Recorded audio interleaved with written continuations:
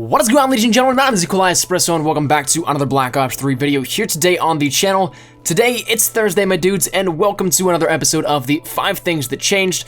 This one, though we're getting down to the pretty nitty-gritty, actually came out pretty well, I think, with some ones that are in decent of size in discussing the terms of changes in the game, if you want to call it that. But that said, though, before we jump into it, let's get a few shameless plugs out of the way. Firstly, I'm doing a giveaway with a few other friends from YouTube, and we're giving away a copy of the Legacy Edition of Infinite Warfare, Battlefield 1, Control Freaks, and a tub of G Fuel. So if you like free stuff and the chance to win that, the link is down there below. Secondly, thank you dudes so much for the continued support on this series. If you guys enjoy this and want to see more each and every Thursday, drop a like down below and subscribe if you guys are new to keep up to date. And finally, if you guys notice any changes from either the alpha or the beta of the game to the current build, drop it down there in the comment section down below. All that out of the way, let's get on with our episode number 7. First up, we're gonna be taking a look at the Locust sights, and a bunch of you pointed this out to me, and some may feel it's a minor change, some may feel it's a major change, but it's a change nonetheless. For those that don't know, snipers were a huge focus of the beta,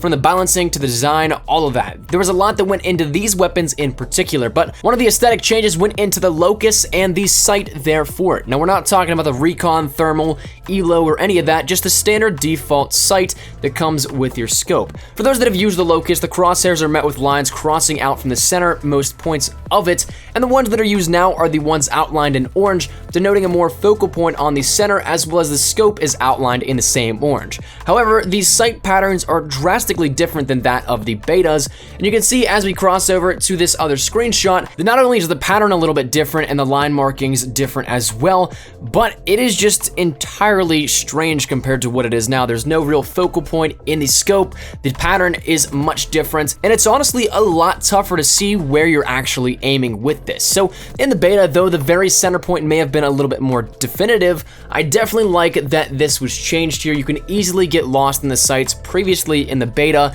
on the Locust, but right now, I think it's actually pretty nice at where it is. Now, next up, we're gonna be talking about the team icons on the HUD.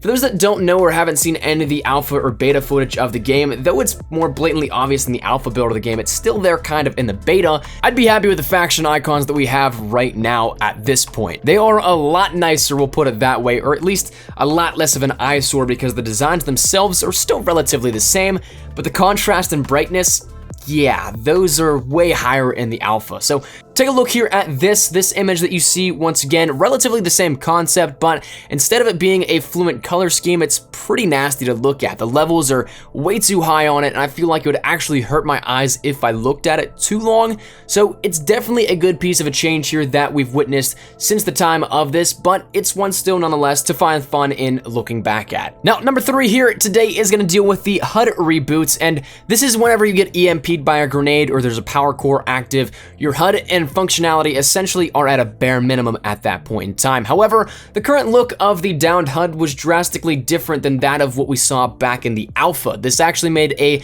little bit of a cameo appearance in the last episode for last week's 5 Things That Changed, but it makes sense because it's the earliest form of the playable game, but I think it's quite funny to look at. Instead of anything that is really in-depth or something similar that you would imagine, it's literally just a rectangular loading bar. Nothing fancy, just gray info and text that says that your HUD is rebooting. So, though it is a little bit more of a simpler version, for some reason it doesn't look half bad to me as well. So this one, though it was changed, probably for the better, I'd probably still be okay with it today. Though I won't lie, once again, I'm happy with the current animations. Our 4th change here is actually a pretty big one that some people may not admit, but perhaps made the perk system a lot tougher to choose what you wanted. We're talking in this one about 2 changes that were made to the perks that are Blast Suppressor and Sixth Sense. Now, from someone that enjoys the perks of Black Ops 3, I'll tell you that currently, I believe the tier 3 is stacked so much so with not per se crutch perks, but rather perks that definitely give you a competitive advantage. They're all pretty much stacked in that final 3rd tier, at least in my opinion.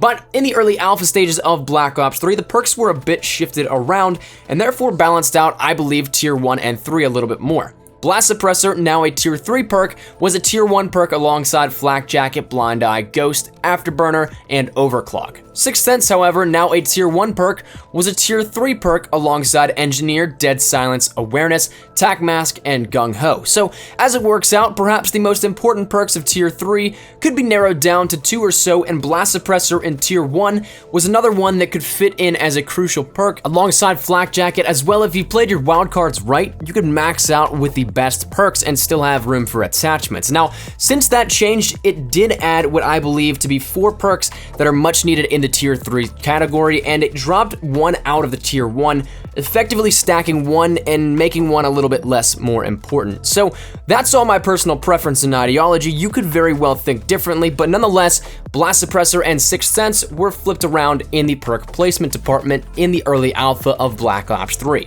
Our 5th and final change here today deals with once again with the HUD, but in a different manner. You may not pay attention to it much because it's something that you see so often in game, but when you thrust, have you noticed that there's a thrust meter? It's skinny, somewhat long, but not too long. As well, it lasts for a very short amount of time unless you utilize the movement system at every possible chance.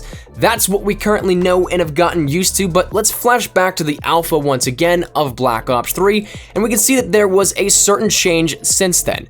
If you want to take a look at the thrusters in the alpha of the game, they were in comparison much skinnier in length and much thicker in width than that of the current display. So it is similar to the HUD reboot display icon that we just mentioned, but it was a little bit more drab and a little bit more in a simplistic version, not as fine-tuned, but an interesting one nonetheless. Once again, I don't think I per se mind the old one, but I do like the current one better. It's a lot less out of the way and not really too much of a strain on what you could be focusing on in game. But nonetheless, that's where we're gonna wrap it up here today, ladies and gentlemen. That is gonna do it for this week's 5 things that changed. Hopefully you guys did enjoy. I am seriously still enjoying this series so much, so hopefully you guys are enjoying this, and if you do, make sure you drop a like down below. It really does help the video out, and if you guys are new to the channel, make sure you guys subscribe. We're on that road now to 50,000 subscribers, so every little bit does help and is of course greatly appreciated. I would love to hear your thoughts down there in the comment section down below if you guys enjoyed these changes here with this one, and if you have noticed any other changes, once again, leave your thoughts down there as well. But thank you dudes so much for watching. My name has been COD Espresso. I'll see you guys later. Take care and peace.